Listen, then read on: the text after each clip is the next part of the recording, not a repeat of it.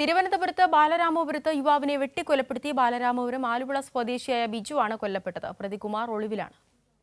ബിജുവിനെ വീട്ടിൽ നിന്ന് ഫോണിൽ വിളിച്ചു വരുത്തി പ്രതി കുമാർ ചാനൽക്കരയിൽ വച്ചാണ് വെട്ടിയും കുത്തിയും കൊലപ്പെടുത്തിയത്. ഇരുവരും ഒന്നിച്ച് മദ്യപിക്കുന്നതിനിടയിൽ ഉണ്ടായ തർക്കമാണ് കൊലപാതകത്തിലേക്ക് നയിച്ചതെന്നാണ് സൂചന. ഇവർ ഒരുമിച്ച് മദ്യപിച്ചെന്നും അവിടെ നിന്ന് പിണങ്ങി പിരിഞ്ഞുമെന്നുമാണ് വിവരം. സംഭവം നമ്മൾ തമ്മിൽ കൂട്ടുകാരായിരുന്നു. ഒരുമിച്ച് മദ്യപിച്ചുകൊണ്ടിരിക്കുകയായിരുന്നു. പച്ചിക്കൊടുന്ന സ്ഥലത്ത്, വഴിമുക്ക് താഴെ ഇറങ്ങുന്ന പച്ചിക്കൊടുന്ന സ്ഥലത്ത് മദ്യപിച്ചുകൊണ്ടിരിക്കുകയാണ്. അവിടെ വാക്ക് തർക്കം ആയപ്പോൾ പുള്ളിക്കാർ ഒറ്റയ്ക്ക് അവിടെ നിന്ന് പിരിഞ്ഞ് പുള്ളിക്കാർ വീട്ടിൽ വരികയും ചെയ്തു.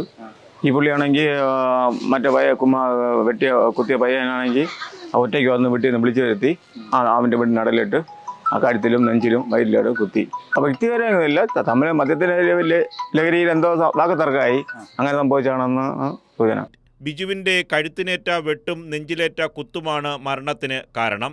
നാട്ടുകാർ ഓടിയെത്തുമ്പോഴേക്കും പ്രതികുമാർ ഓടി രക്ഷപ്പെട്ടു. പോലീസ് സ്ഥലത്തെത്തി മൃതദേഹം നെയ്യാറ്റിൻകര ആശുപത്രിയിലേക്ക് മാറ്റി. പോലീസ് കേസെടുത്ത് അന്വേഷണം ആരംഭിച്ചു. പ്രതികുമാറിനായി തിരച്ചിൽ തുടരുകയാണെന്ന് ബാലരാമപുരം പോലീസ് പറഞ്ഞു. കൈരളി ന്യൂസ്, തിരുവനന്തപുരം.